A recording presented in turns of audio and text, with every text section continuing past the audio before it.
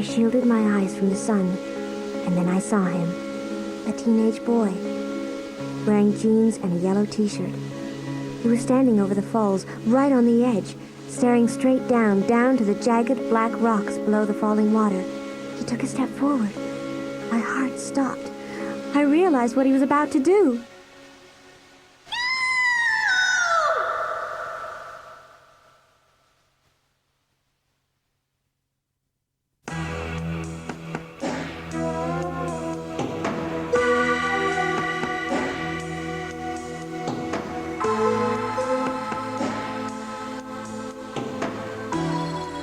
The Dead Girlfriend by R.L. Stine.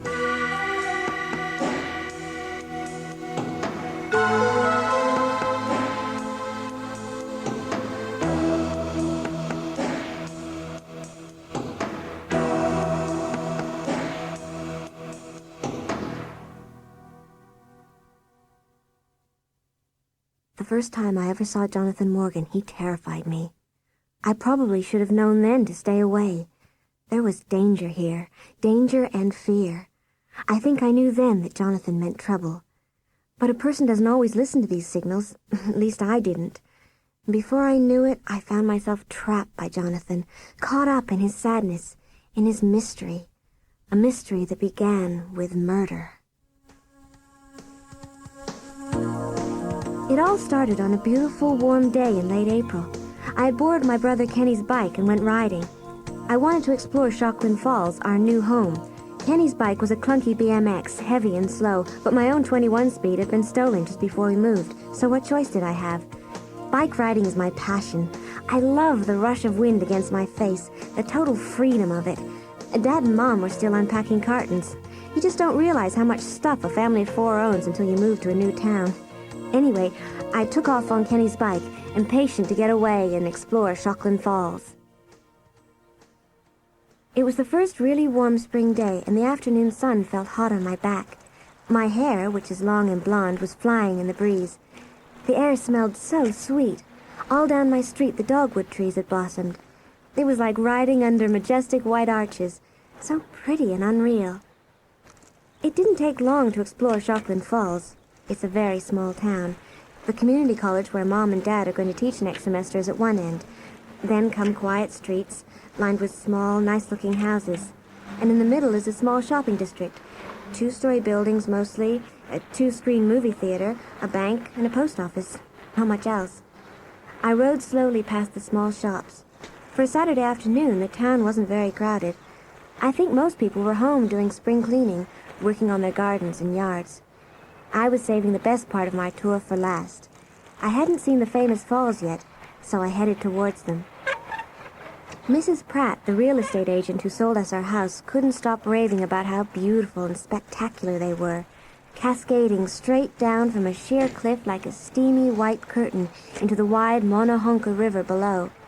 She said it was as pretty as Niagara Falls, except much smaller, of course, and you could see the town from up at the top. I followed Main Street past the shopping district and soon found myself in the fancy part of Shocklin Falls. Big houses with teams of gardeners out working in the yards, planting beds of flowers. Then the big houses gave way to woods. The trees were still mostly bare, the spring leaves just beginning to open. I found the bike path Mrs. Pratt had described.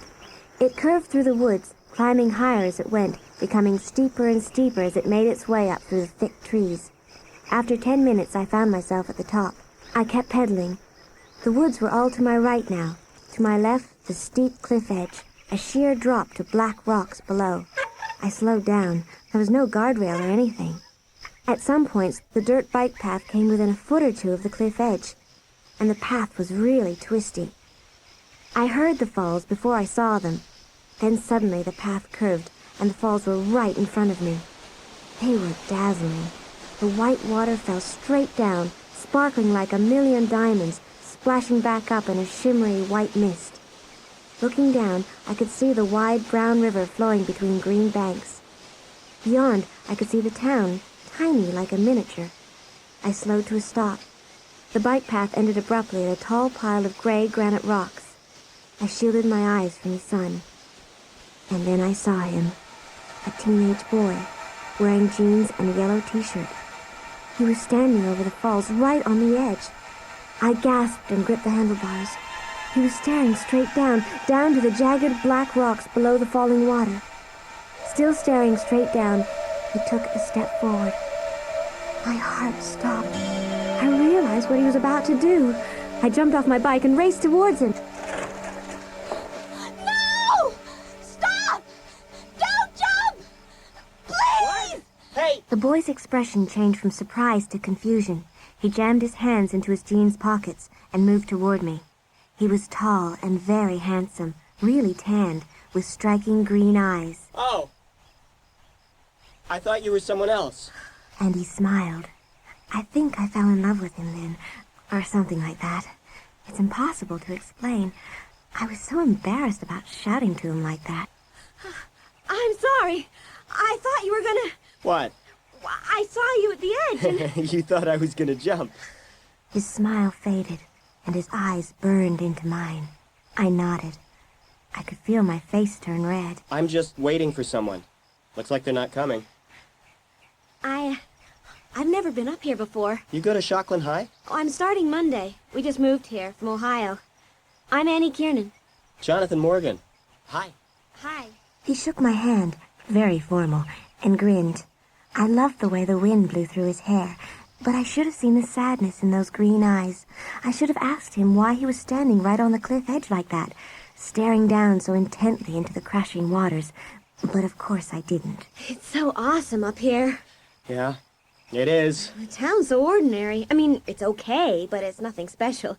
You don't expect to find something like this. Jonathan's eyes were on the woods behind me. I left my bike up there. Wait here, I'll get it. You like to bike ride? Yeah, a lot. He disappeared behind the pile of granite rocks. I wrapped my arms around my chest and stared out at the town below. What a fabulous spot, I thought. I knew I'd be riding my bike up there often. I suddenly wondered if I'd be riding it beside Jonathan. I had this silly idea that we were fated to meet up there, like an old black and white romantic movie. Maybe I'll ask him to go riding next weekend or something, I thought. I saw him coming back, walking a sleek black racing bike. No, he must have a girlfriend. He's too good-looking not to. He said he was meeting someone up there. Now he leaned his bike against one of the big stones and walked toward me. So, you just moved here? Yeah, my parents are going to teach at the community college. Weird time to move in the middle of the school year. Oh, tell me about it. Changing schools and everything. It's horrible. You a senior? Junior. Have you met anybody yet? Kids, I mean. Just you.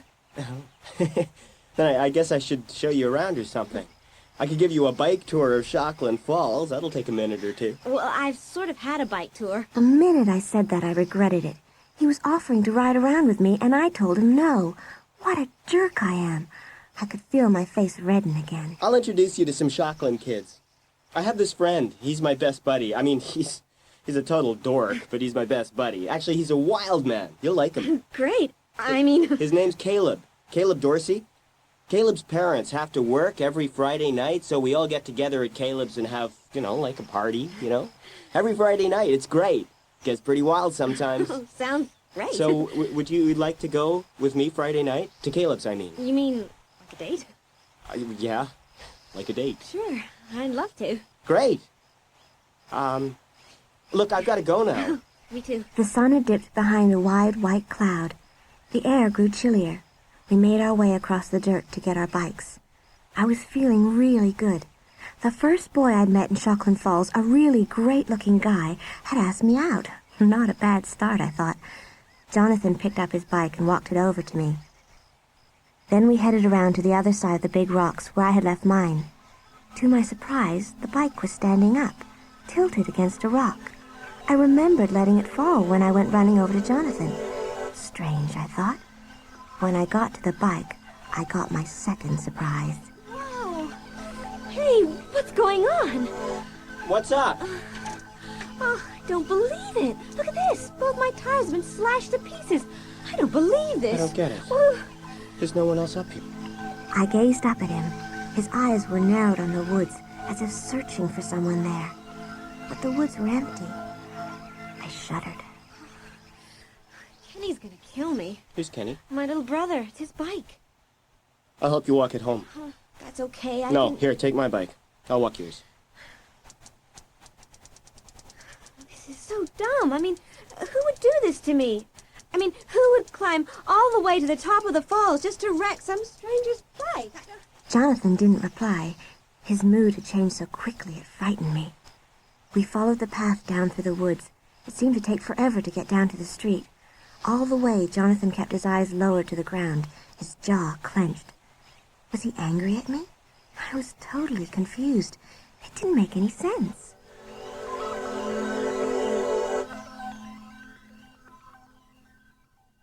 When we reached Main Street, it was nearly evening, and the air was cool.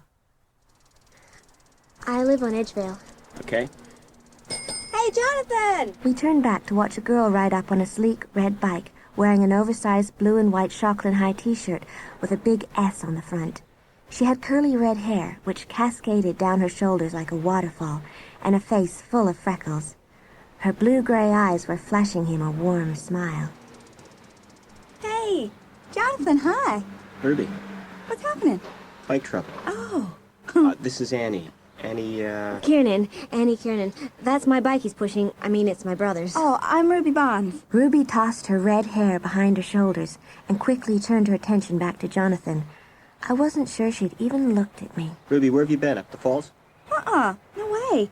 I've just been riding around. I've been cooped up all day helping my mom with spring cleaning. So I wanted to get a little exercise. You see Dawn today? No, I'm going over there tonight. Annie just moved here. Oh. Hey, what happened to your bike? Somebody cut the tires. I really can't believe it.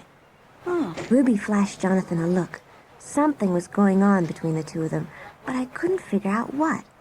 Was Ruby the person Jonathan was waiting to meet up at the falls? If she was, why didn't he ask her why she hadn't turned up? I decided he had to be waiting for someone else. I had the feeling that Jonathan didn't like Ruby.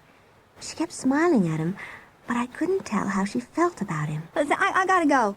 Oh, watch out for Jonathan, really. He's dangerous. A real dangerous guy. Ruby! Later! She's weird. She was only kidding about me, you know. Ruby and I are old pals. Yeah, I could tell she was joking. But I wasn't so sure. She hadn't looked as if she were joking. She'd looked very serious. Was she really warning me to stay away from Jonathan? Was he really dangerous? What a crazy idea. I glanced once again at Jonathan. He looked perfectly okay to me. Better than okay. With those wild green eyes and that dark tan skin. I don't care, I thought.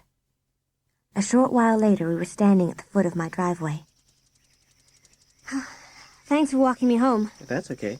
Sorry about your bike. You want to come in or something? No thanks. I've got to get home. I'll see you in school on Monday. Yeah, great. Nice meeting you. And don't forget about Friday night. Oh, don't worry, I won't. I'm looking forward to it. I watched him ride away and turned to drag Kenny's bike up the driveway. But then I stopped. Someone on a bike was waiting at the corner under the shadows of a tall hedge. Waiting for Jonathan. I stepped back to see who it was. Ruby. As he drew near, she pedaled out of the shadows.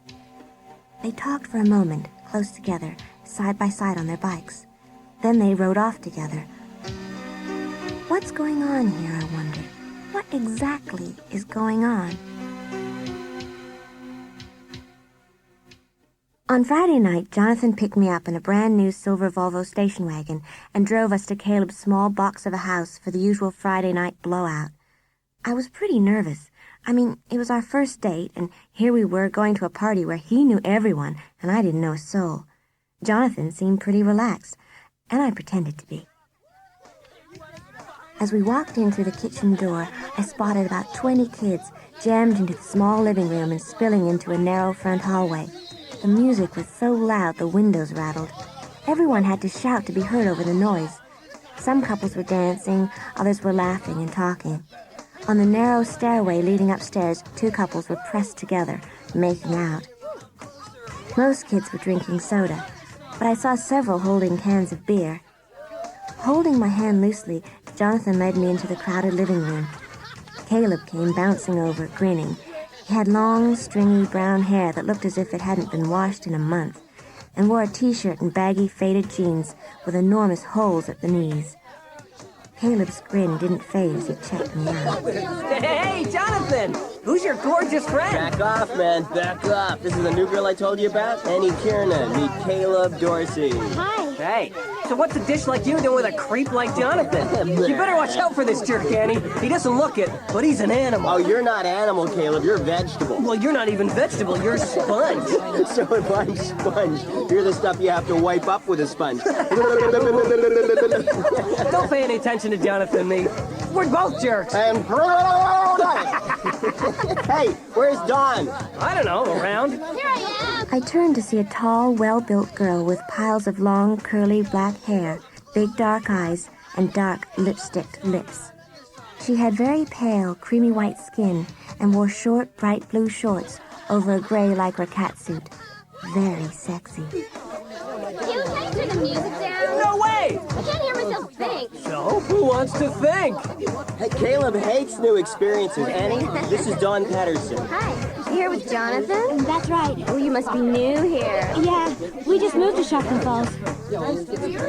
I turned to Jonathan, but he and Caleb had disappeared somewhere.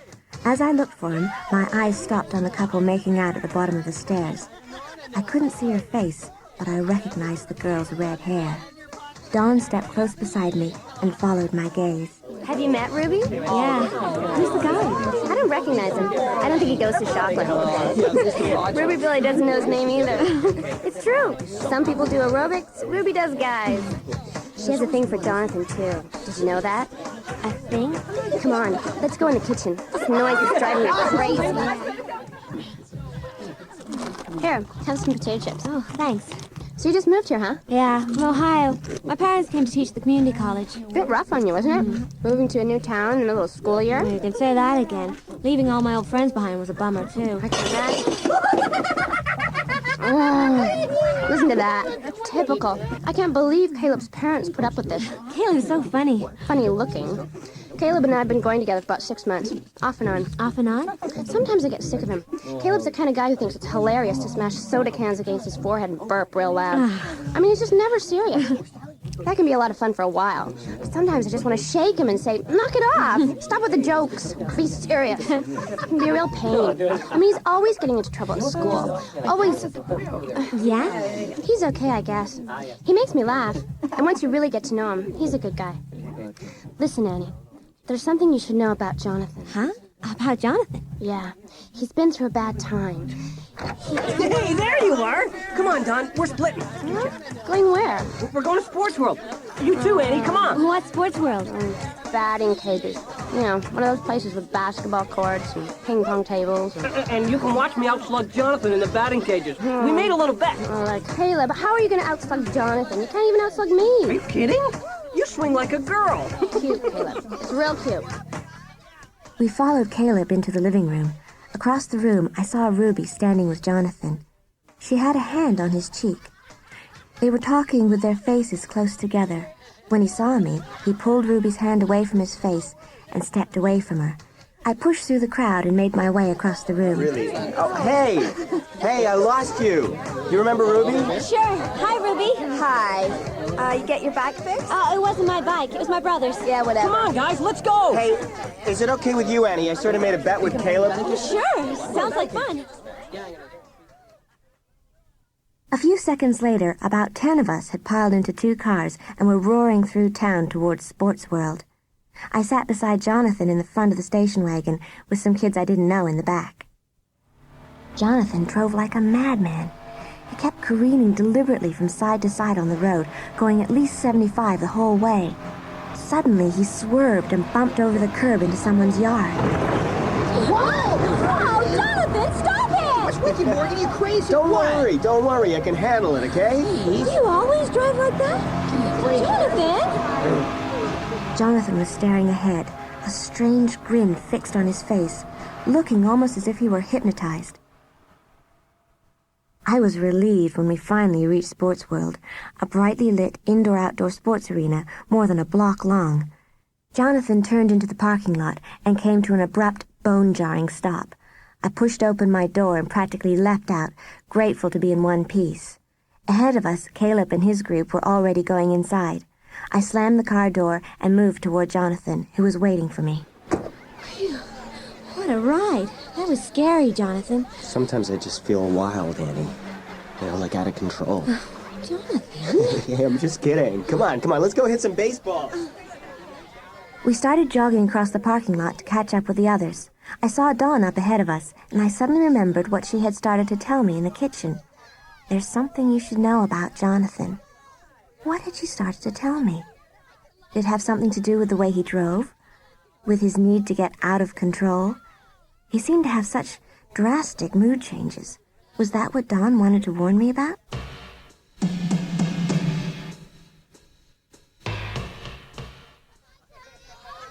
The batting cages were outdoors, in the back of the building, under daylight bright lights. I could see a row of them, long canvas and wire mesh cages with pitching machines near the far end. The place was crowded with teenagers and young people. We had to wait for a batting cage. I kept close to Jonathan, peering through the mesh into the cages, watching helmeted batters take their swings against 90-mile-per-hour pitches. It was a chilly night. It felt more like winter than spring. Hey, you're shivering. You cold? Oh, a little. I should have worn a sweatshirt or Here, something. take my jacket. I don't need Oh, it. thanks. Look at that guy. He's swinging an hour late on every pitch. Where's Caleb? Oh, I don't know. He was right here a minute ago. Hey! Up here, kiddies! Surprise! We both looked up. Caleb was clinging to the side of the cage, 15 or 20 feet above the ground. He was holding onto the mesh with one hand and making chimpanzee gestures with the other. Oh, man. Hey, you! Get down from there! Me, Tarzan! Now he's climbing to the top of the cage! Caleb is so crazy. He'll do anything. My eye caught Dawn a few yards away. She didn't appear to be at all amused. Caleb, get down from there! Stop being an idiot! Hey, come on, get down from there, I said! What do you think you're doing? Jonathan, join me! You got a great view up here! Honestly, do you believe that guy? Come on, man, you chicken! Come on up, wimp! The smile faded from Jonathan's face. I shuddered. Jonathan had the strangest expression on his face. Fear mixed with anger. His entire body went rigid. He stared up at Caleb without moving. Hey, chicken face! Hey! Hey, chicken face! What's the matter, you chicken? Come on, Jonathan! Jonathan glanced nervously at me. Then he started to call up to Caleb, but his words choked in his throat. Caleb's hand had slipped away from the mesh. He started to fall.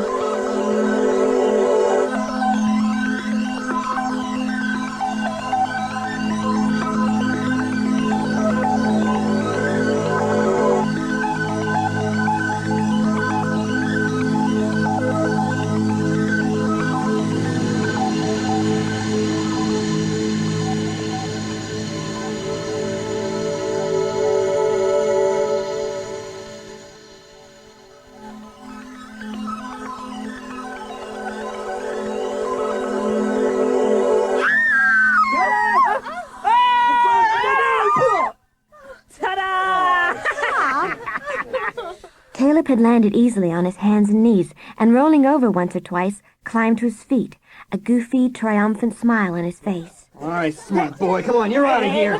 Hey, you heard wise guy, let's move! Come on. Hey, Jonathan, you okay? Yeah, I was just thinking about something else. Come on, Don! I'm coming, all right?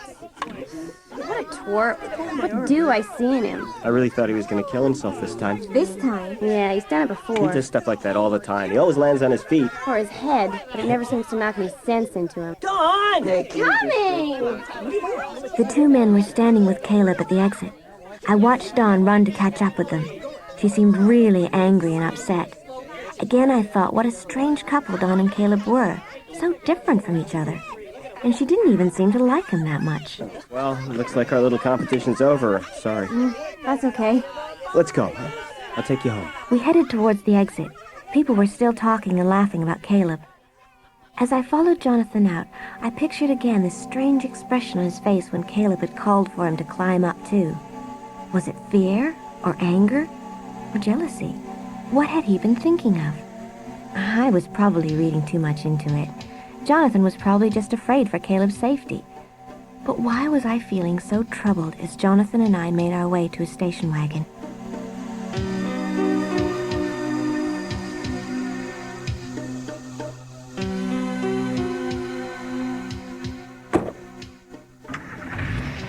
Ooh, this car is ice cold, Jonathan. Can you turn on some heat?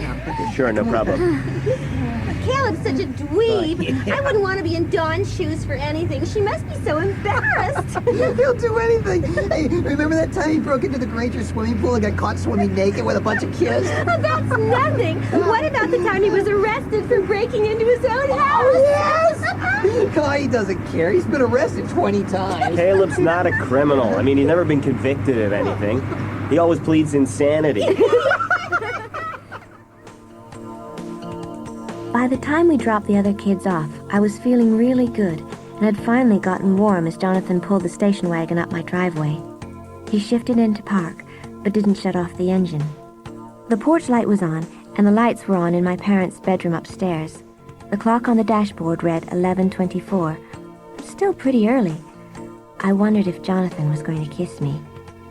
Gazing at him in the pale white light from the porch, I knew I wanted him to. His eyes studied the green lights on the dashboard. I wondered what he was thinking. Well, that's a typical night in Shockland Falls. I enjoyed it. Me too.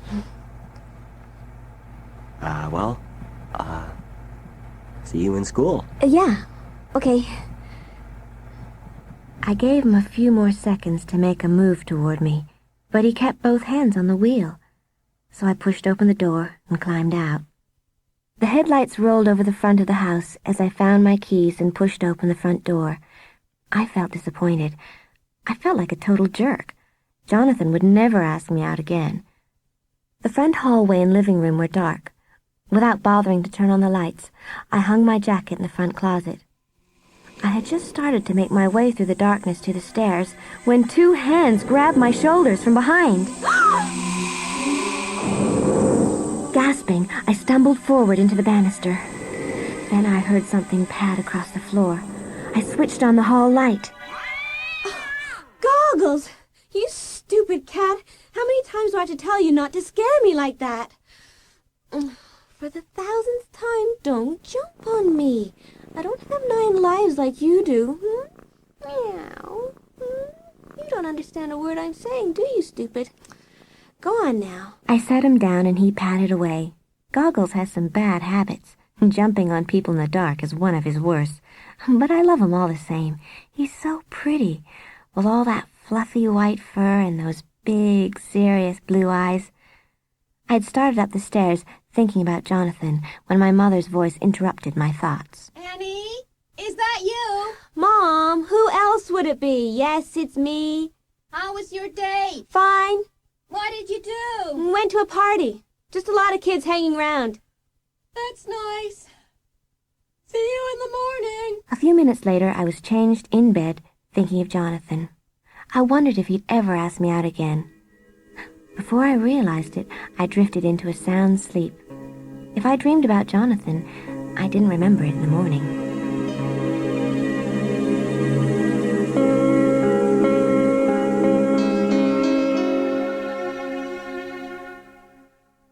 I ran into Dawn in school on Monday morning. We talked for a while between classes. It turned out we were in the same social studies class. I decided I really liked her. I hoped we could become good friends. During lunch period, I spotted Dawn at a table in the corner of the cafeteria and carried my tray over to have lunch with her. Hi, Dawn. Mind if I join you? Of course not, if you're not too bothered about being with doom and gloom. That social studies term paper's going to be a real grind. Don't worry too much. I'm sure you'll breeze it. Anyway, you've had 3 weeks already to research your papers. I'm going to have to spend every available free minute in the library and then hours in the computer lab typing it up. Even then, I wonder if I'm ever going to be able to catch up. Well, I won't have much time to spend with Jonathan, that's for sure. I wouldn't worry about that. He'll be around. He's not going anyplace. Well, I hope not. You really like him, don't you? Yeah, I do. He's a bit strange sometimes, but yes, I do like him. Where'd you meet him exactly? Up at the falls. Where? At the falls. I was bike riding, exploring. I followed the bike path up to the falls. I can't believe it. What's wrong, Dawn? I just can't believe Jonathan would ever go up there again. I mean, after what happened. Did something bad happen up there? To Jonathan? Yeah, a few months ago, last January. I guess I might as well tell you about it. I mean, everybody knows. It's not like a secret or anything, that's for sure. What? Stop being so mysterious. You're driving me crazy. I don't think you'll like it once you hear it. What's driving you crazy? Oh, hi, Ruby. Didn't see you coming. That's not surprising. You both look so serious. What are you talking about, your hair? Our social studies term papers. Oh, that. We don't have term papers in Curtis's class. We have a killer essay test instead. Well, I think I'd rather have the test. I'm getting such a late start. You wouldn't want this essay test, believe me. It has real easy, specific questions like compare and contrast everything on Earth. Oh, yeah. We chatted on about teachers and classes. All the while I was dying to hear what Dawn had started to tell me about Jonathan. But it was obvious Dawn didn't want to talk about it while Ruby was around. What could it be, I wondered? Why was Dawn so surprised that Jonathan was up at the falls? We were nearly finished with our lunches when I felt a tap on my shoulder. See what I mean? Hi there, stranger. Oh, Jonathan, hi. How's it going? Oh, okay, I guess. I keep getting lost. This school is so much bigger than my old school. Have you seen Caleb, Don? He's doing lunchtime detention. Detention? What for? He said a rude word to Mrs. Kelman. Caleb only knows rude words. Annie, did you get your new bike? Yeah, I got a used one. The new ones were too expensive. It's excellent, though. 21 speed. Great. You want to go riding Saturday afternoon? Oh, I told my dad I'd help him unpack some cartons in the garage. But I'm sure I can get out of it. Yeah, great. Come pick me up, okay? Okay. I'll catch you later. Watching Jonathan making his way out of the cafeteria, I felt really happy. Maybe Jonathan didn't think I was a total drip after all. Maybe he did like me. My smile faded when I caught Ruby's expression.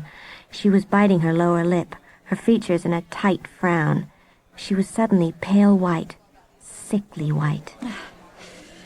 Ow. Ruby, are you feeling okay? No, not really.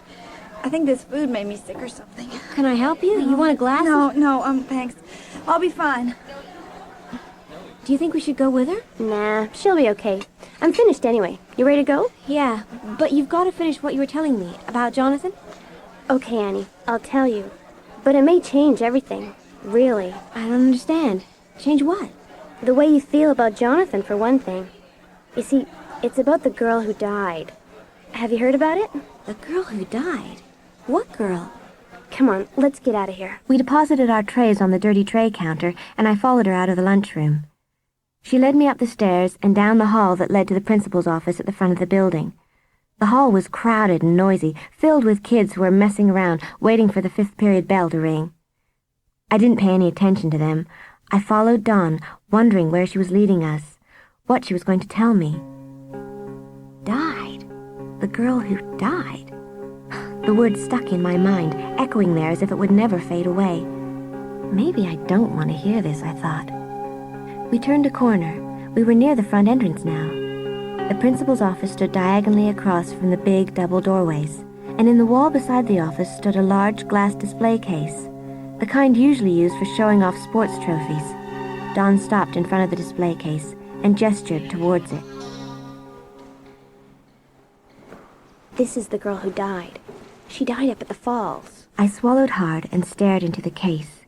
It was empty, except for a single photograph. A color enlargement of a pretty girl with all-American good looks. Bright blonde hair, flashing blue eyes, a beautiful smile revealing perfect white teeth. The photo was draped with black crepe. I stared into the girl's eyes. They stared coldly back at me. Beneath the photo stood a small black tag. I read it aloud. 1977 to 1993. Who is she? I mean, who was she? That's Louisa, Jonathan's girlfriend. I stared through the glass at the photo of Louisa, at her round blue eyes, at that perfect smile, at the honey blonde hair, brushed casually back. The black crepe draped around the photo didn't belong. She looked so happy. She shouldn't be in this dark, heavy case, I thought, with her dates under her photo. I turned away with a violent shudder. Oh, she was Jonathan's girlfriend? Dawn nodded. I wanted to ask more. I wanted to know how she died. And why did Dawn say it would change my idea of Jonathan? But then the 5th period bell rang, and the hall echoed with kids stampeding noisily to class. Dawn gave me a quick wave and hurried away, leaving me standing there with my eyes locked on Louisa's once again. And as I stared, the voices and laughter echoing down the hall faded away. Louisa and I were alone. What had happened to her up at the falls? She stared back at me through the glass. Was that sadness I detected behind the posed smile? I had to force myself to turn away. To my surprise, the hall was nearly empty, and I hadn't even collected my books. I headed for my locker. I'd call Dawn later, I decided. I'd make her tell me everything.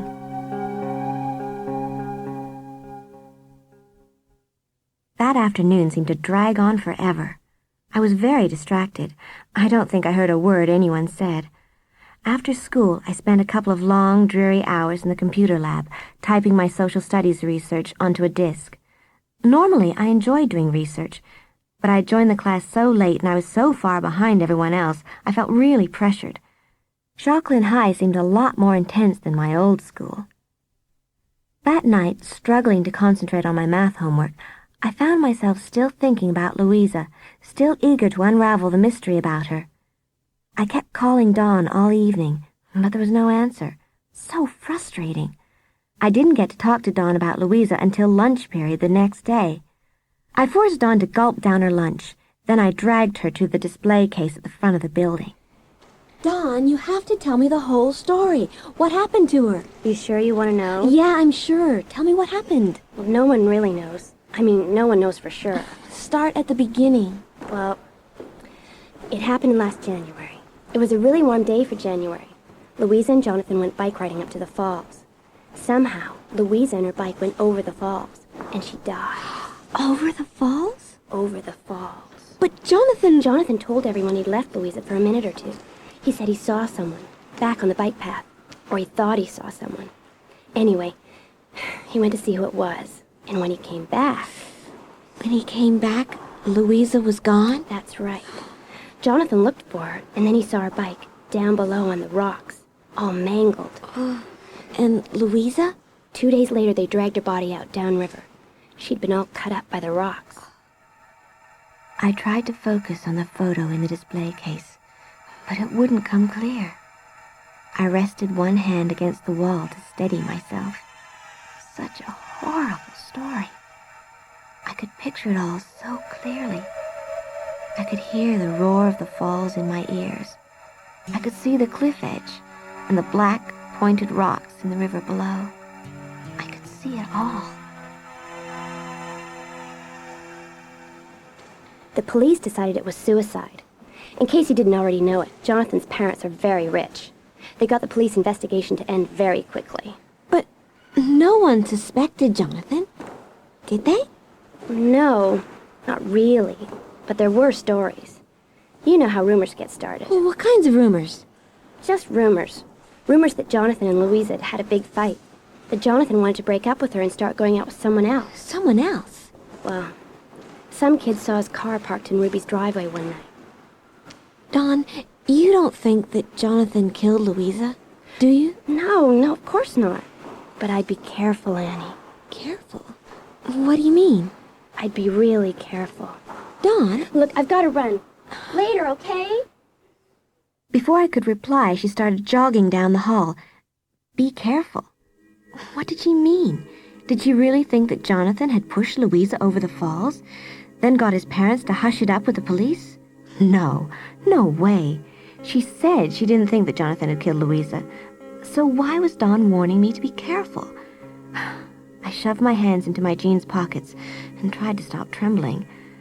I wanted to walk away, to think about something else, but Louisa wouldn't let me go. Her black-draped photo beckoned to me, called me, pulled me in. I stood there staring through the glass at her, as if searching the pretty face for the answers to all my questions. I don't know how long I stared at it, but suddenly I realized that someone was standing right beside me, staring just as intently at me as I was at Louisa. She didn't kill herself. What'd you say? I studied his face. He wore round glasses with thin gold frames. He was short, shorter than me, and thin like a pencil, with intense brown eyes, exaggerated by the eyeglasses. He flashed me a nervous smile and blinked 2 or 3 times behind his glasses. Hi. You were in the computer lab after school yesterday, right? Yeah. I was there too. Did you see me? No, I was concentrating so hard on keyboarding my research, I didn't see anybody. Oh. My name is Ryan. Ryan Baker. I'm Annie Kiernan. I know. You just started here, right? Right. I glanced up at the clock outside the principal's office. The bell was going to ring any second. Ryan turned his gaze to Louisa's picture. She was a really good friend of mine. I mean, we were really good friends. Yeah?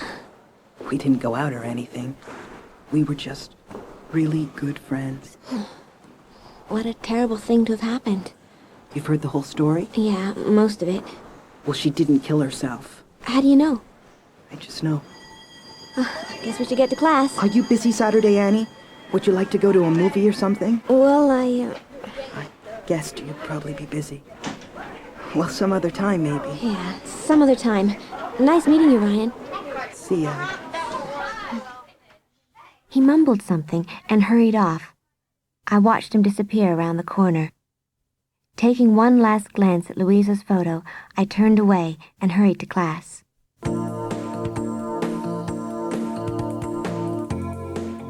The afternoon was pretty much a disaster. I'd done the wrong pages in the math workbook, and I was pretty well wrecked by the time I got up to the computer lab after school. I still had several pages of research to type into the computer. The computer lab was empty, except for a couple girls typing away in the back. I was relieved to see that Ryan wasn't there. Just thinking about him made me uncomfortable. He had said such revealing, frightening things to me, a total stranger. Louisa didn't kill herself. Why did he say that? Was he deliberately trying to scare me? I shook my head hard, as if trying to shake Ryan out of my mind. I booted the disk, located my file, and called it up. The computer whirred, and the screen went black. My notes, all my work was gone. I hit the cursor, scrolling down the screen. Something came up. 2 lines of type.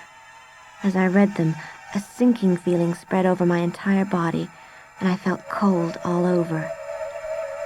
Stay away from Jonathan. It could save your life. Someone had deliberately erased my work, then typed the threatening message at the end. But who? I clicked off the computer, shoved my books into my backpack, and ran from the room, down the hall and down the stairs. I came to an abrupt halt in front of Louisa's display case. Louisa stared out at me. Her smile had changed. She was warning me to stay away from Jonathan. No! I forced my eyes away from the photograph and hurried around the corner. Dawn and Caleb were standing close to Dawn's locker. Caleb fumbled in his backpack, withdrew a notebook, and handed it to Dawn. Hi. Hey, how's it going? Peachy. Just peachy. I got a dash. I'll catch you later. See ya. Okay, bye. Hi, Dawn. Hi, Annie. What's your problem? Somebody erased all my work. What? In the computer lab, all my research notes. They've all been erased from the disk. That was mean. Oh, that wasn't all. They also left a message. Stay away from Jonathan. It could save your life. What? Who would do such a mean thing? Look, I don't even know anyone here. This is only my 2nd day in this dumb school. You want to go somewhere and talk about it? Oh, I don't know. I think I'll just go home. I'm having a bad day and... Oh. Hey, hi. What are you doing here so late? Caleb had detention, and I had to get some notes from him. Oh, wow. You're in major trouble if you need notes from Caleb. Well, they were my notes. I had to get them back from him. What about you, Annie? What are you doing here? I had a sudden tremor of fear. The warning on my computer screen flashed in my mind. I stared at Jonathan. Was I really afraid of him? No. He smiled at me warmly, raking his free hand back shyly through his thick hair. Jonathan is no killer, I decided. I was up in the computer lab, but something happened to my disk. All my work was erased. I'm not surprised. Huh? Oh, those apples are terrible. They're practically falling apart. Well, I don't know if it's the computer's fault or not, but all my work is lost. I decided not to tell him about the warning. Dawn slammed her locker door and locked it. Then she turned to Jonathan. I've got to run. What are you doing hanging around so late? Have you got detention too? Tennis team practice. We're gonna be all state this year. In your dreams. No, really. I gotta go. If I'm late for work, they yell at me a lot. See ya. You want to do something Saturday afternoon, Annie? I have a class in the morning, but later we could drive to the mall or something. Oh, I can't. Jonathan and I are going to test out my new bike. Want to come along? No, thanks. I'm in a shopping mood. See you around. Okay. Jonathan and I were alone now in the long, empty hallway. I wondered if I should tell him that I knew about Louisa. Somehow, this didn't seem like the time or the place. Want to walk me home, or would you like me to walk you home? Yeah, sorry, I can't. Gotta go back to practice. I just came to make a phone call. Oh, okay. Hey, I'm really psyched about Saturday. Oh, yeah, me too. That's gonna be fun. Yeah, Hey, walk good. me down to practice. Okay. We walked together to the side door, along the empty corridor. He started to open the door, then hesitated. To my surprise, he leaned down and kissed me. I was stunned. Looking over his shoulder as we kissed, I suddenly saw something. Someone was watching us from the corner where the hallway turned. Then, whoever it was pulled back out of sight, but not before I saw a flash of red hair. Ruby.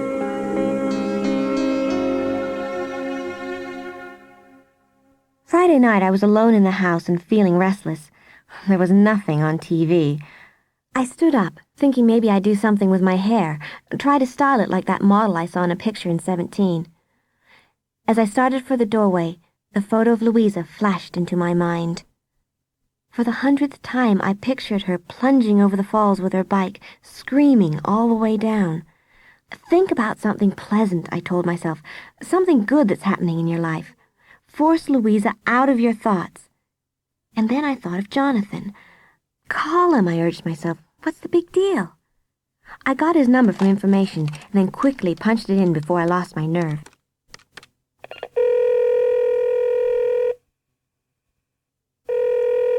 Hello? Oh, Mrs. Morgan? Is that you, Ruby? Hasn't Jonathan picked you up yet?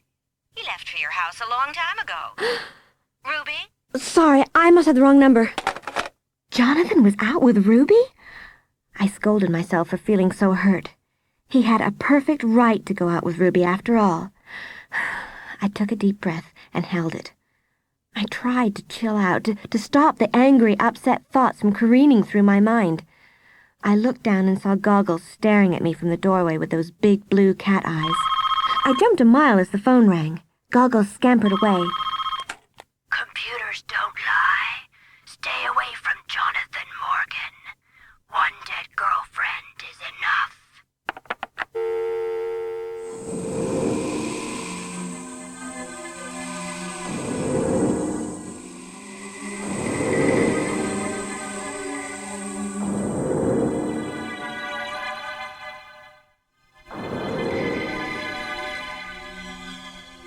I wasn't frightened at first. I was more angry than frightened. Did someone really think they could scare me away from Jonathan by whispering stupid threats over the phone? The more I thought about it, though, the more frightened I became. The phone caller knew about the computer. He or she obviously was the one who had erased my term paper disc. And did the caller also slash Kenny's bike tires that afternoon when I first met Jonathan? Whoever it was knew how to reach me, knew where I lived. I shuddered. I got up and scurried around the house, making sure the doors were locked. Again, I thought of Louisa. The shadows on my ceiling looked like dark, pointed rocks. Somehow, eventually, I fell asleep. The next morning, I called Dawn right after breakfast. I had to talk to someone. She sounded surprised to hear from me so early. I'm rushing out, Annie. I have this stupid electrical engineering class on Saturday mornings. You have what? You heard me. It's a beginner's course in electrical wiring and stuff. You see, Ruby thinks that girls should know how to do junk like that. And she talked me into taking the class with her. How did you ever do that? Well, the instructor's this really cute guy. Anyway, what's up? Dawn, I got this call last night when I was here alone. Somebody with a loud, whispery voice. Really?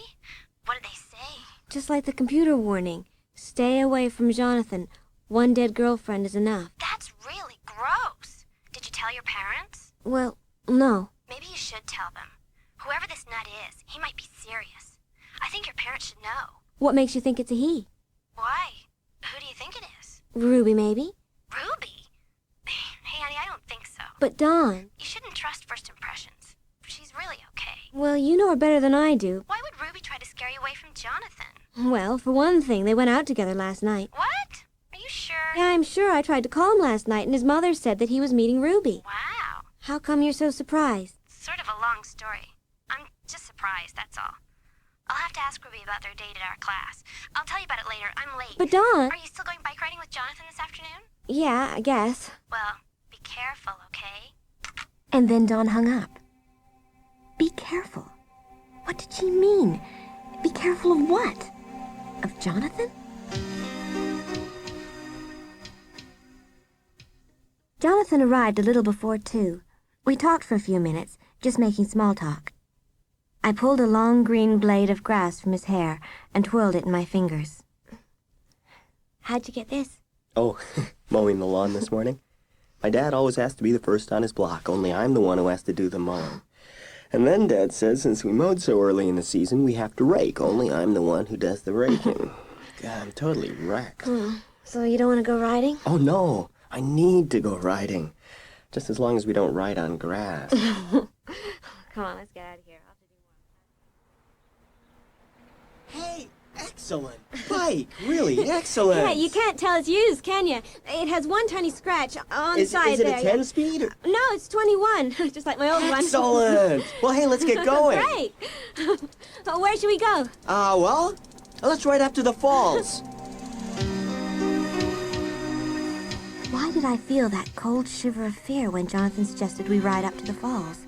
I had no reason to be afraid of Jonathan. He seemed to really like me. Jonathan was just trying to get over Louisa's death. By returning to the falls with me, he was forcing himself to get on with his life, putting Louisa behind him, putting all of the horror behind him. That was my reasoning. I wished I had the courage to ask Jonathan if I was right. How you doing? Fine. I like this bike. Hey, that's Caleb's house over there, remember? Just as we came even with the driveway, Caleb appeared walking towards us. He spotted us immediately. Hi, Caleb. Hi. Hey, hot day, huh? Yeah, hot enough. You get your bike fixed? Pretty much. You want to come with us? Sure. I haven't had any better offers. Where are we riding? Up to the falls. Huh? What did you say? Up to the falls. I was surprised by Caleb's reaction. His eyes were on Jonathan, staring at him. You sure? Yeah, we're sure. You coming or not? My bike's rusting waiting for you. You're in a good mood. You sure you want me to come along? Just get your bike. All right, I'm going. Look at that grass. Someone should mow Caleb's lawn. Yeah, well, his parents won't trust him with a lawnmower. They know he'd probably cut his foot off. A moment later, Caleb came sailing around from the back of the house on a rickety old BMX bike, the seat raised up as high as it would go. He rolled past us, out of the driveway and into the street without slowing to look for cars. To the falls! He's really messed up. He's your best friend. Why? Hey, are you guys coming or what?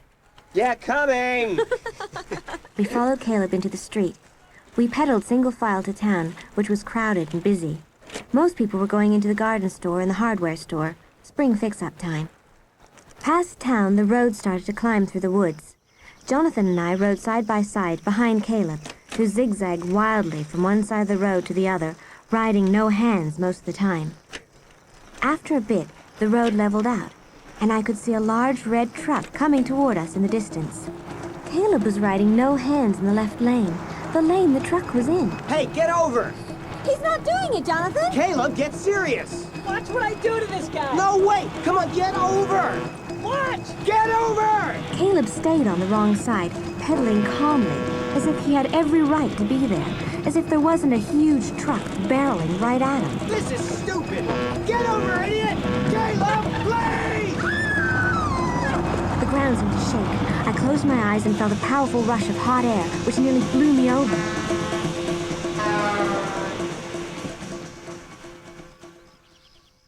When I opened my eyes, Caleb was seated on his bike on the other side of the road, both feet on the dirt, grinning like an idiot, very pleased with himself. You could have been killed, man! No way! I've got timing. Timing? You're crazy. It's all timing. Did you see the look on that truck driver's face, Annie? I didn't see anything. I closed my eyes. I thought his face was gonna explode. That was real dumb. No, I didn't get hit, did I? If I got hit, that would be dumb. But I've got the timing down. You know that, Jonathan. You're just showing off for Annie. Huh? Who? What, me? No way, Jonathan. All right, let's just forget it. Are we gonna ride or not? Yeah, sure. Let's go. He could have bought it that time. Why does Caleb like to play such dangerous games? Because I'm a dangerous guy. I'm so dangerous. Panic, Dorsey. Enough is enough. A few minutes later, we turned off the road onto the bike path that led up to the falls. The falls were more beautiful than I'd remembered. The water sparkling like silver under the sun as it washed straight down from the cliff edge. Wow, it smells so fresh and clean up here. Yeah, it does. We left our bikes on the bike path. I turned away from the falls to look at the woods. The leaves were all opening. The woods were so much brighter and greener than the week before. I hoped that the beautiful scenery would help return Jonathan's good spirits. But when I turned back to the falls, I was startled to see that he'd stepped right to the cliff edge and was peering down, a grim expression on his face. Caleb had moved beside me. He was staring at Jonathan, too. I knew we shouldn't have come up here. I knew he wasn't ready to come up here yet. He was in a really good mood before. Well, he's not now. We shouldn't be here.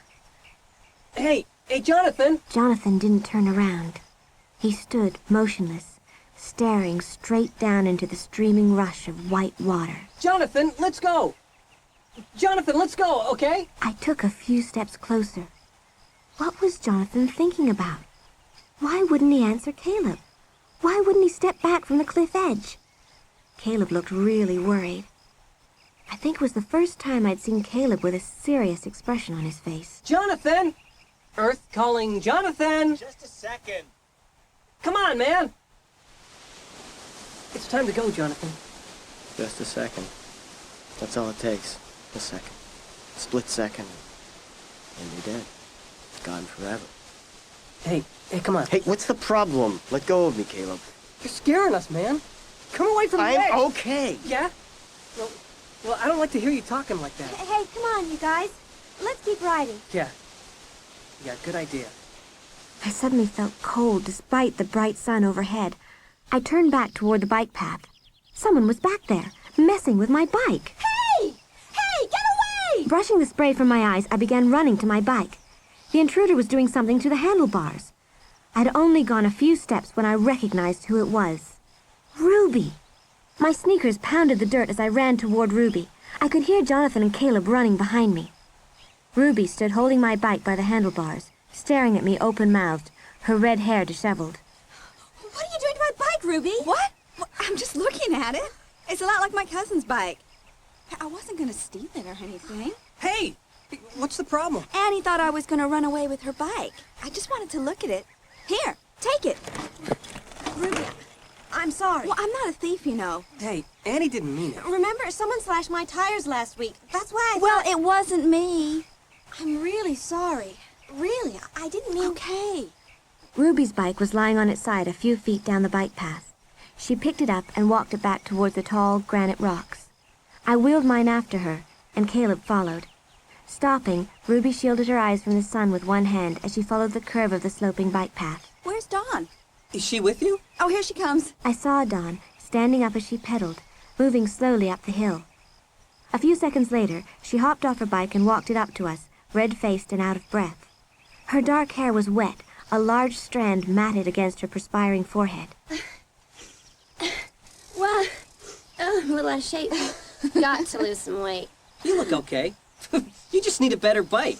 Yeah. Yours is too heavy. You should get one like Annie's. Oh, but don't touch Annie's. Whatever you do, if you touch her bike, she freaks. What's this all about? I made a mistake. I didn't mean... Hey, did you get that bike new or used? Used. It looks brand new.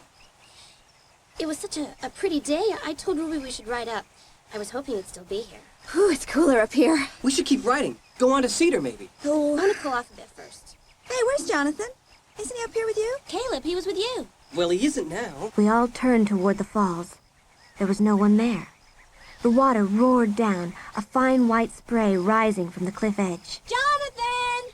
Jonathan, where are you? Where is he? Caleb was standing at the cliff edge, peering straight down. his features twisted in fear. Did he jump? Did Jonathan jump? No! Hey, take it easy, you guys. I don't see anything down there. Look! We turned to the bike path. There was Jonathan, on his bike. Dust flew as he pedaled furiously away. The four of us stood frozen in silence, staring after him, watching him disappear into the trees. He never looked back. When he vanished from view, I raised my eyes to Ruby and Dawn.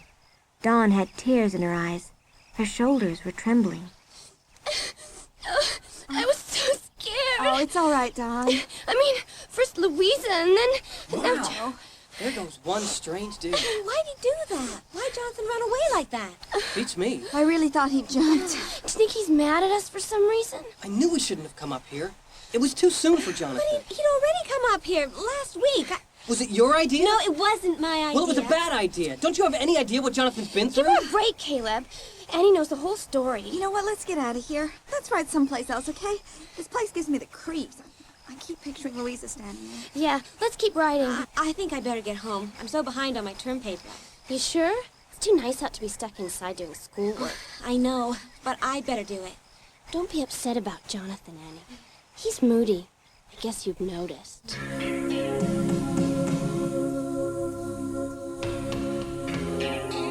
I retrieved my bike, then headed down the hill, pedaling hard. I was upset about Jonathan, very upset. I had thought this was a date. Why did he ride away and leave me there without saying a word? Why did he do it? That night, I had a frightening nightmare. The dream was in black and white. Somehow the somber gray shadows made it all the more horrifying. I was standing at the falls. The water rushed down to the dark rocks below. It was cold. A wet chill fell over me, over everything. The sky was charcoal gray, dead gray. Someone stood at the edge of the cliff, dressed in black. Even with her back turned to me, I realized it was Louisa. I called to her. She turned around slowly. I stared at her face and uttered a silent scream. Her skin was gone. Her beautiful wavy hair rested on top of a grinning skeleton. Empty eye sockets stared at me blindly. I crept up silently behind Louisa. I knew what I was going to do. Hands ready, I took another step. "I'm Jonathan's new girlfriend," I said, as I prepared to push Louisa. I reached forward, but as my hands lowered to her back, we suddenly changed places. To my horror, I realized that I was now dressed in black. I was now standing at the very edge of the falls. "I'm Jonathan's new girlfriend," I said. "I'm Jonathan's dead girlfriend." I knew that I was about to go over the edge, into the plunging waters below. I knew that I was about to die.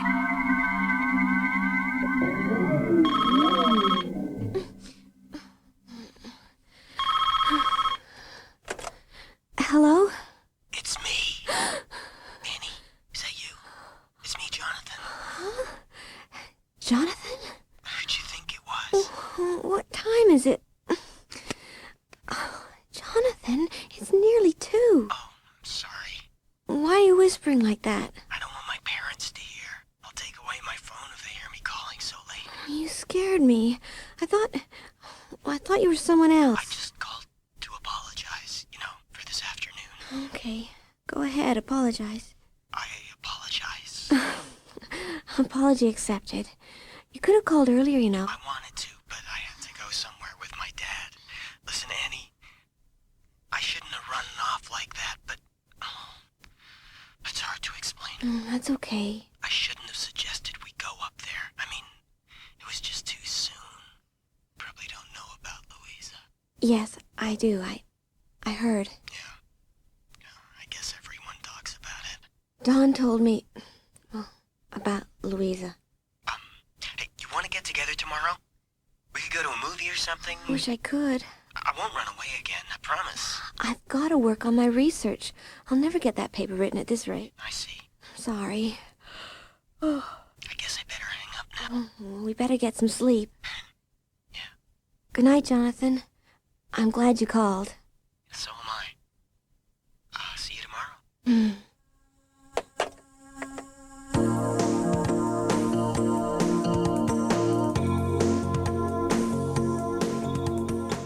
had just gotten down to work the next afternoon, papers and books spread out all over the dining room table, when the doorbell rang.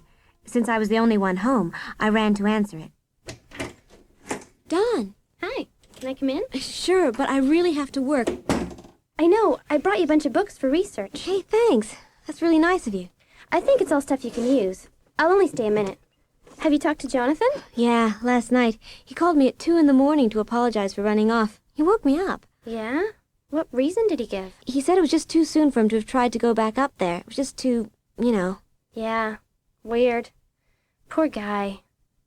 Well, I've just about had it with his pal Caleb. I'm gonna break up with him. I really am. I don't know why I've put up with him for so long. Are you serious? I don't know. Don't say anything, Annie. To anyone. Okay. In case I chicken out or change my mind. Well, I better go so you can work. See you tomorrow. I suppose I should have said something nice about Caleb. Maybe Dawn was confiding in me so that I'd defend Caleb and make her change her mind about breaking up with him. But I remembered the way he'd shouted at me at the falls. I remembered the intense look of dislike on his face as he glared at me, so I didn't defend him. I put it out of my mind and buried myself in my research books. I worked for a couple of hours, but my mind kept wandering. The hideous dream kept invading my thoughts. Louisa. I wondered what she was like, what her voice sounded like, what her laugh was like. I glanced up at the clock. It was a little past 4, and I hadn't covered much ground at all with my research. I stood up and stretched, feeling restless. I couldn't sit there anymore. I had to get out, get some exercise to clear my mind. I pulled a long-sleeved shirt over my t-shirt and hurried outside to get my bike out of the garage. It was a gray, overcast day. Heavy, dark clouds hovered menacingly low. I could hear the rumble of thunder in the distance, but I didn't care. I had to ride for a while. As I pedaled down the drive and into the street, the cool, damp air felt good against my hot cheeks. The wind brushed my hair back as I stood up and pedaled harder, picking up speed. Faster and faster. I wanted to ride faster than my thoughts. I wanted to ride away from the frightening dream, away from Louisa's smiling face, from everything and everyone. Houses and lawns rolled past in a gray-green blur. My heart was pounding. Now there were cold drops of rain in the air, and the sky grew even darker. I rode past the high school, then turned my bike down the dirt path that led into the woods behind the school. I hadn't had a chance to explore these woods before. Someone had told me they stretched on forever. The tall trees blocked out most of the remaining light. It was nearly as dark as night here. But I couldn't stop riding. I wasn't ready to turn around. It felt so good to be speeding through the cold air, under the dark trees. Then I heard a sound. Behind me. Close behind me. I turned and saw someone on the path. Someone dressed in dark clothes, running after me at full speed. Panic gripped my legs. I tried to pedal harder, to get away. Then my front tire hit something in the path, and the bike flew out of control. Oh! Annie! Ryan? Ryan, what are you doing here? Here, let me help you up.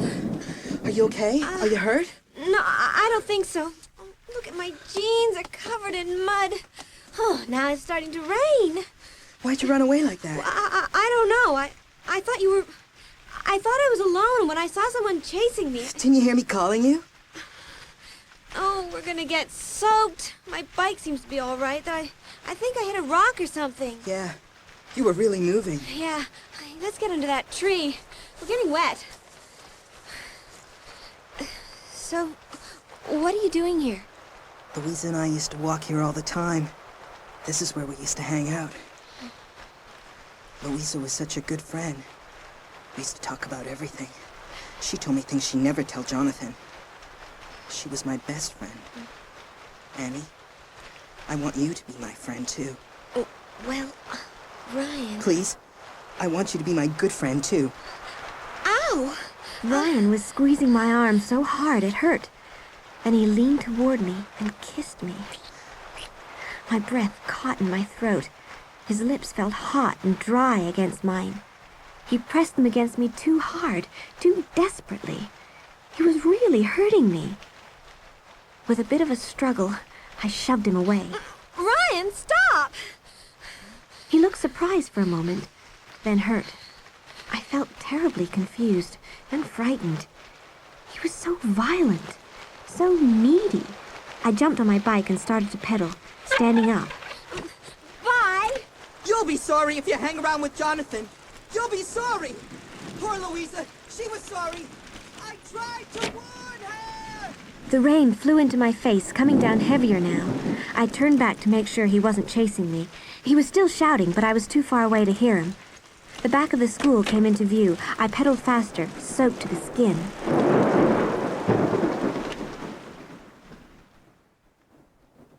After school on Monday, I was on my way to the computer lab.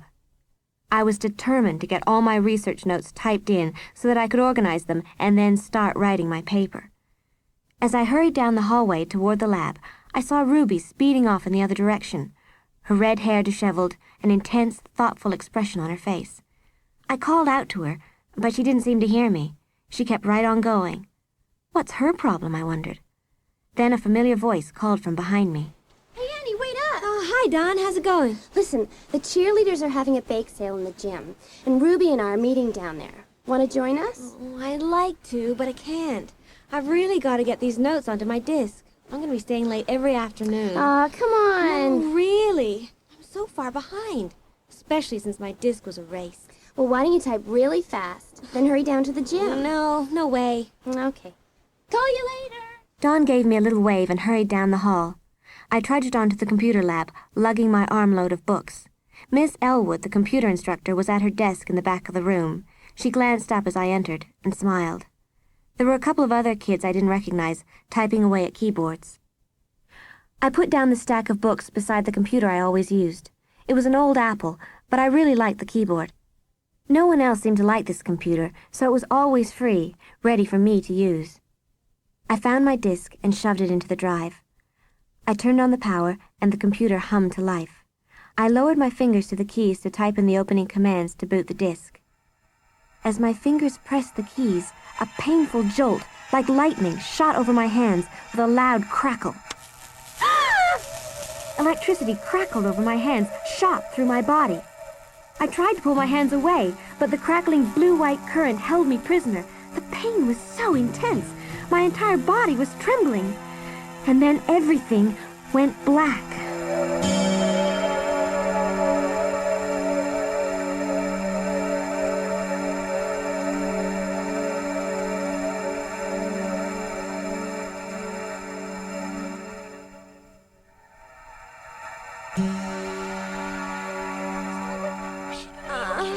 She's opened her eyes.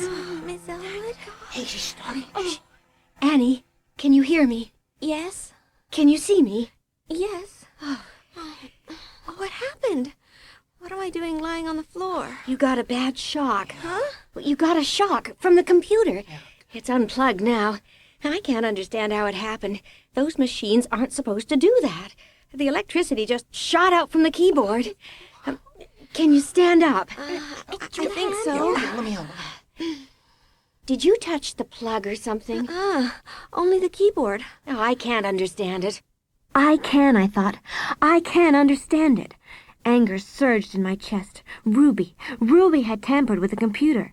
That's why she ran past me with that wild look on her face, without seeing me, without stopping.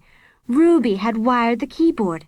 She took that electrical class on Saturdays. That's where she learned how. And now she'd tried to kill me with electricity, to keep me away from Jonathan, to make her threats come true. I didn't even realize that I was running until I reached the hallway. Annie, come back! Come back! When I burst into the crowded gym, I wasn't sure where I was. Faces came into focus, smiling faces. I saw cheerleaders in their uniforms. I saw kids milling about the tables of the bake sale. And then I saw Dawn and Ruby against the tile wall, and standing next to Ruby was Jonathan. She had one hand on the shoulder of his sweater. They were laughing. It was all too much. With an angry shriek, I lunged across the gym and threw myself on Ruby.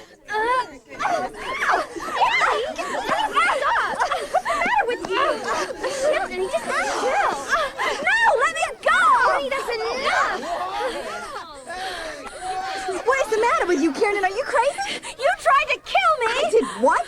But you're not going to scare scare me away. You're not. Annie, what is your problem? What is your problem? You know what I'm talking about. No, I don't. You are messed up, Annie. You really are. Well, say something, Jonathan. Aren't you going to say anything? Annie, I don't know what's going on. Oh, Jonathan! I felt embarrassed, humiliated. You are messed up, Annie. I mean it. You are really messed up. I turned and ran, my chest heaving, my head throbbing. I heard Dawn calling me from the gym, but I never looked back. I ran up the stairs, panting loudly, stumbling as I climbed. Then I started down the front hall and turned into the corridor where my locker was. Some of the lights had been turned out. I stopped short when a figure stepped out of the darkness and moved silently toward me. And when her face came into the light, I uttered a silent scream of horror. It was Louisa.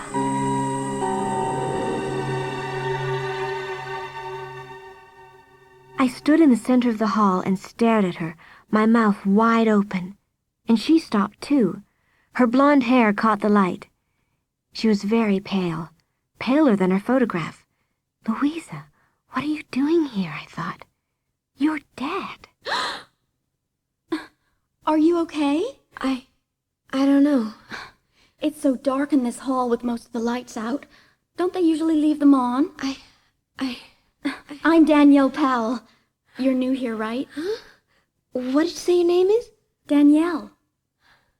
Oh, I'm not Louisa. Is that what you thought? Did you think I was my sister? Louisa's sister? They never told me she had a sister. I'm Annie Kiernan. I just moved to Shocklin Falls and... You're Jonathan's new girlfriend. I don't know. I haven't really seen him that much. You want to get a Coke or something? Great. Where do you want to go? She started towards the door, and I followed after her. We walked to a small coffee shop a couple of blocks toward town and slid into a red vinyl booth near the back. We ordered Cokes and French fries, and when they arrived, I leaned across to her. I'm so sorry, Danielle. I really want to apologize. I mean, for the way I stared at you. You must have thought I was nuts. Yeah, I did. I guess I freak a lot of kids out. I do look a lot like Louisa. I'm a year and a half older than she was, but people were always mistaking us. I suppose you know what happened to Louisa. Yeah, some of it. I mean, Dawn told me the story. I'm so sorry, really. Thanks. I feel so bad for Jonathan. And Ruby, too. Ruby? Yeah, you know. The three of them went biking together that day. The day Louisa died. I didn't know Ruby went, too. Dawn never told me. She was probably protecting Ruby. Dawn and Ruby have been friends since they were tiny tots. Danielle, I'm sorry to be so nosy. You don't have to answer if you don't want to, but do you think that Jonathan or Ruby... Do I think that they had anything to do with my sister's death? No. Maybe. I don't know. I don't know what to think. I've spent so many nights unable to sleep thinking about it. Jonathan and Louisa were always fighting. Always. They were always breaking up and then making up again. It was a really stormy relationship. But I really don't think that Jonathan would kill her because of any stupid fight. And Ruby? Well, I think Ruby was jealous of Louisa. I don't know. I don't know Ruby very well. I think Ruby probably liked Jonathan a lot. But come on, Annie. People don't kill people over things like that. They don't? Well, someone tried to kill me. What? Well, I was in the computer. I told her what had happened to me in the computer lab. Danielle frowned, wrinkling her pale forehead thoughtfully. Those old computers?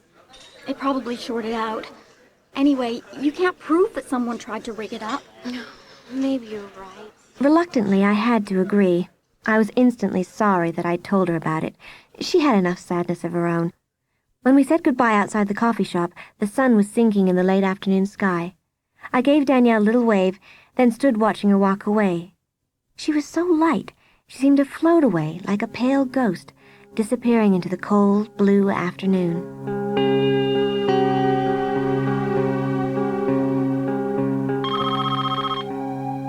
The ringing phone woke me up late that night.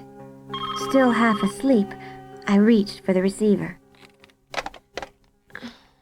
Hello? Jonathan will kill you too if you don't stay away. Jonathan will kill you too. Hello? Hello?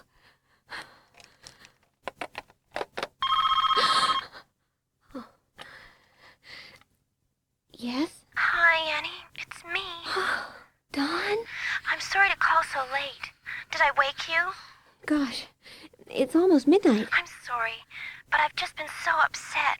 I've been thinking about you and Ruby all night, Annie. You know, what happened at the gym? You really should apologize to her. Annie? Are you still there? Apologize to Ruby? Dawn, are you out of your mind? She tried to kill me. Annie, listen. She wired the computer keyboard to electrocute me. She couldn't have. What about that electrical class you two are taking? We've only had 2 classes. She can barely unscrew a light bulb from a lamp. Well, then who did it? How should I know? It was probably an accident, Annie. But you shouldn't have blamed Ruby. She called me tonight. She couldn't stop crying. Boo-hoo. Annie! Why are you sticking up for Ruby? Well, she's my friend. Well, how come you didn't tell me that Ruby was up at the falls when Louisa died? Well, it was old news, Annie. I didn't think you needed to know it. I didn't want to turn you against Ruby. I thought all 3 of us could be good friends. I guess I should tell you the whole story. I think you should. Well, Ruby had a thing for Jonathan for a while. I don't think Jonathan was ever seriously interested in her. He just saw her as a friend. But sometimes, when he and Louisa were fighting, he'd go out with Ruby. That was all. After Louisa died, it was all over between them. Oh, really? Well, then how come Ruby and Jonathan went out together last weekend? It wasn't a real date. Ruby told me all about it at the class on Saturday. It wasn't a date at all. Listen, Dawn, someone is trying really hard to frighten me away from Jonathan, and I think it's Ruby. I don't. I don't think it's Ruby. No way. For all I know, it could be Jonathan himself. Oh, what are you saying, Dawn? Jonathan? You don't know him very well. Sometimes I think he's really crazy. Maybe even dangerous. Jonathan? Dangerous? Maybe. Well, I don't know, Dawn. He's real moody, but... Okay, I will apologize to Ruby. I guess I really owe her that. I'll invite her for Saturday night, to my birthday party. You and Caleb are coming, right? Yeah. I mean, I am. I don't know about Caleb. I think I have to go to sleep now. Yeah, me too. See you tomorrow. Good night, Annie. Night, Dawn. And thanks for calling. I lay in the darkness for some time before I could get back to sleep. Maybe I had blamed the wrong person. But if so, who was it that was doing all these terrible things to me? I called out for Goggles, who usually sleeps in my room, but the bad cat had run away and left me alone. Everyone seemed to be having a good time at my birthday open house on Saturday night. I boiled up a huge pot of spaghetti, and everyone stood or sat around with their bowls, slurping it up as best they could. It was actually a very funny sight. Jonathan seemed very relaxed. As I passed by him outside the kitchen, he grabbed both my hands and, smiling, started to pull me toward the corner of the living room where some kids were dancing. Come on, Annie. Come on, let's dance.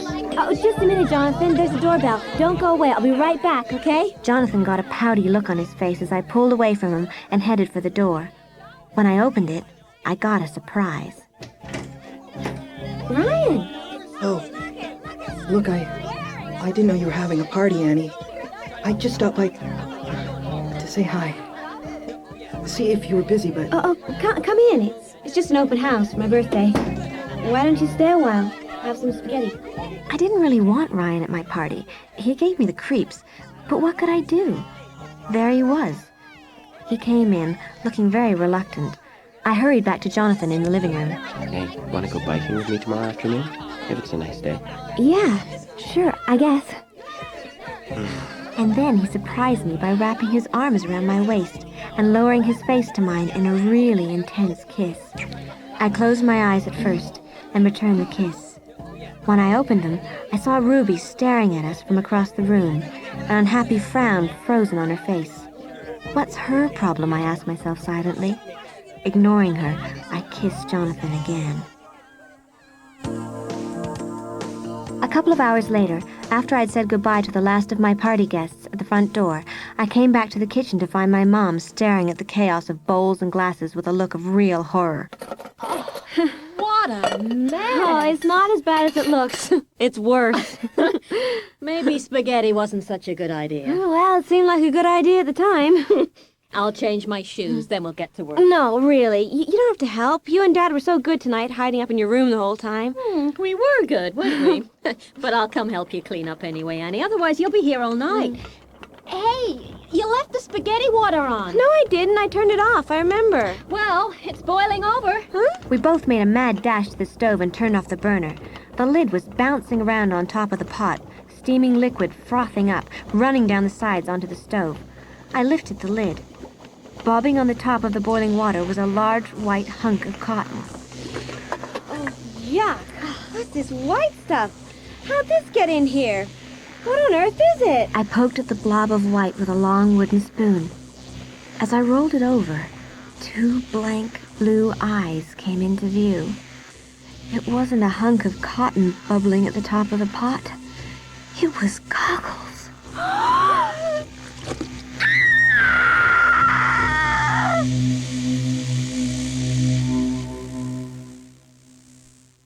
Jonathan showed up at my house the next afternoon. I was surprised to see him. I told you on the phone, I don't feel like riding. I know. I wasn't gonna come, but then I thought it might be good for you to get out of the house, you know? Get some sunshine. Take your mind off what happened. Jonathan, who would do such a thing?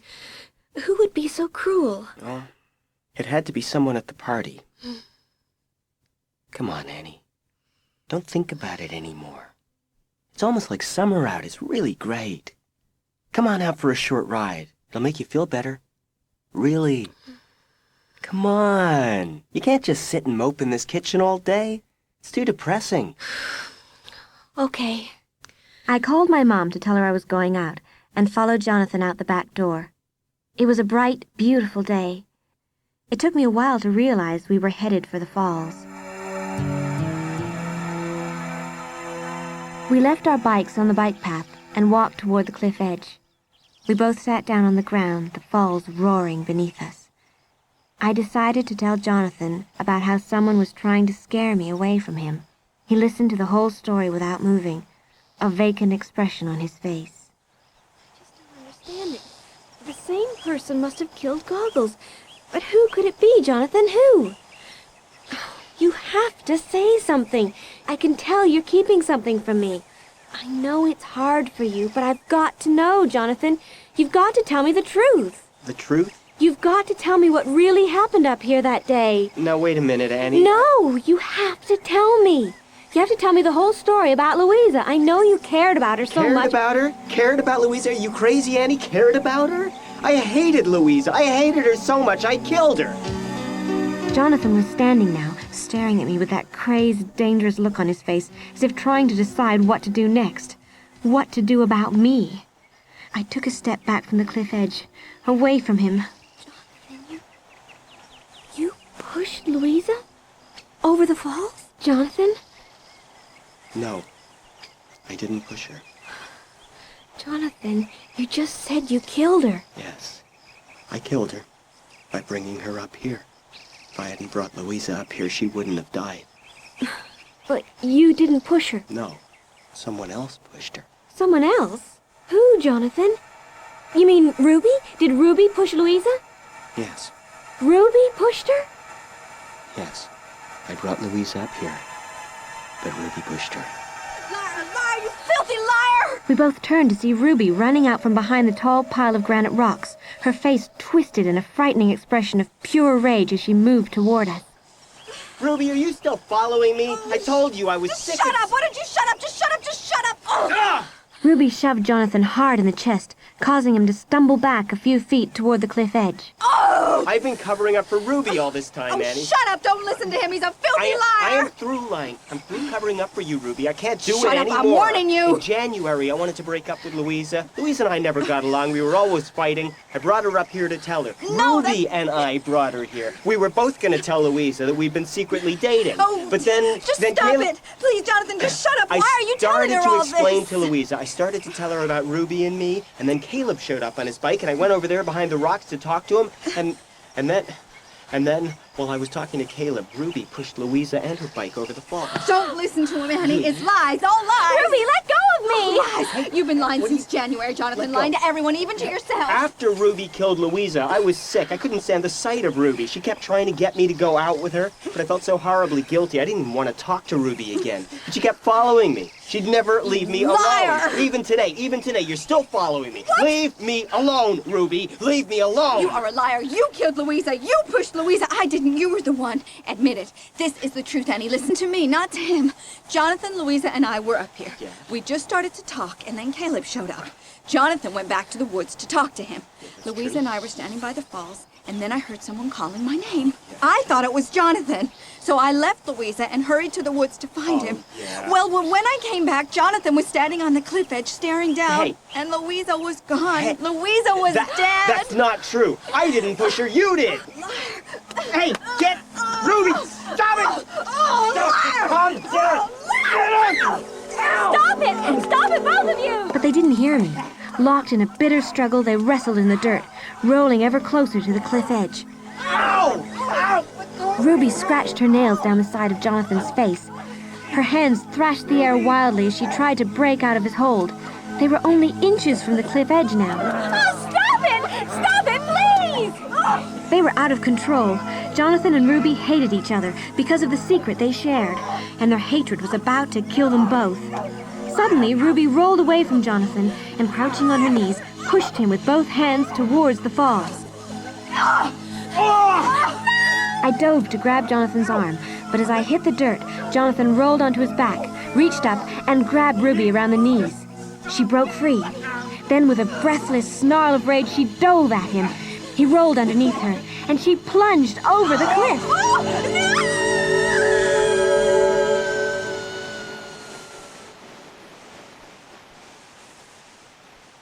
I couldn't move. I couldn't breathe. I stared at the cliff edge in disbelief. Ruby was gone. Jonathan was there alone now. His eyes were wild, confused. He stared down at me, as if he hated me too. He took a heavy step toward me, his jaw clenched tightly.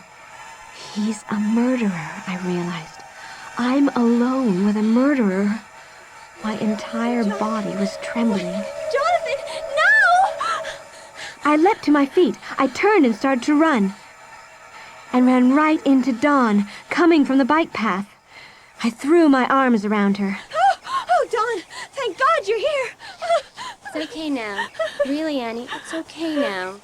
I let her guide me back toward Jonathan, back toward the cliff edge. But Ruby fell over the side. Did you see? I saw it all. Jonathan stood at the cliff edge, staring at Dawn suspiciously. What are you doing here? I saw it all. I was back at the rocks, and I saw everything that happened. You mean? I saw Annie push Ruby over the cliff. What? What did you say? I pulled away from her, but she blocked my path. She took a step forward, her eyes narrowing. I had no choice. I took a step back, toward the falls. I saw Annie push Ruby over the cliff. No! Then Annie tried to push you over the side too, Jonathan. But Annie slipped, and she accidentally fell herself. Isn't that a shame? Poor Annie. Why are you doing this? Why are you saying all this? You know it isn't true! But it is true. Isn't it, Jonathan? At least, that's what Jonathan and I will tell everyone after you're gone, Annie. Dawn, I don't get this. Oh, no, Jonathan, I guess you don't. Well, let me explain. Why do you think I put up with that idiot Caleb all these months? I couldn't stand Caleb, but I stayed with him just to be close to you. After I killed Louisa, I thought that you and I... You killed Louisa! All these months, you and Ruby suspected each other. What a riot. I enjoyed that. I really did. But Dawn... I thought it would be you and me after that, Jonathan. But you didn't know I was alive, even after I killed for you. First, Ruby wouldn't let you alone. Then Annie came along with her perfect blonde hair and her perfect little figure. I tried to scare Annie away. I really tried, but... It was you. You slashed my bike tires. You rigged the computer, made those threatening phone calls. You murdered Goggles. Enough talk. Jonathan, say goodbye to Annie. Before I could react, she lunged forward, throwing herself at me like a football lineman, backing me to the edge. No! But Dawn had failed. Jonathan had tackled her from behind with his arms around her legs. I was safe. Jonathan was holding Dawn face down, pinning her on the ground. Suddenly, the red and blue flashing lights of a Shocklin Falls police car appeared at the end of the bike path, and 2 black uniformed policemen were hurrying towards us across the dirt. Throw me over, too! I know you want to! I know you hate me enough! That's enough of that, young lady. Come on now. Stop it. Stop it. I've got it. Come on, quietly. It's all over now. I'll take your shirt. Come on now, lady. You all right, miss? Gotta come away from that cliff edge. How'd you get here? I mean, how'd you know we were here? Your friend. What friend? The one who went over the falls. She was lucky. Ruby? Yeah. She's got a broken arm and some broken ribs, but she walked out. She told us you were up here. Good thing, huh? Ruby's gonna be okay? She'll be fine. Now then, I better get back to the car. You two need a ride home? No thanks. We can ride our bikes. Get cleaned up, and then come to the station. We'll need statements from you both. As the police car pulled away, I could see Dawn in the back seat with the other policeman. She was still screaming and crying. When we were alone, Jonathan put his arm around my shoulder and led me back to our bikes. Well, who says nothing ever happens in small towns? I think it's gonna get a lot more boring from now on. Oh, I sure hope so. Then he put his arms around me, pulled me close, and kissed me. He was sweaty and smelly. He was covered in dirt, and his face was caked with dried blood. But I kissed him back. I hardly even noticed.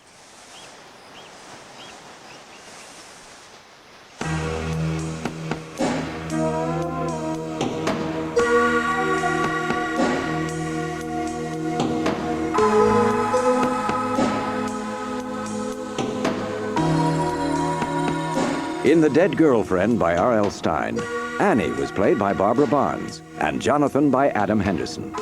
Dawn was played by Rhonda Miller, Ruby by Laurel Lefkoe, Caleb by Eddie Glenn, Ryan by John Stefaniuk, Danielle by Deborah Stables, Miss Elwood and Mrs. Morgan by Liza Ross. Other parts were played by the Story Circle Company. The Dead Girlfriend was adapted by William Roberts.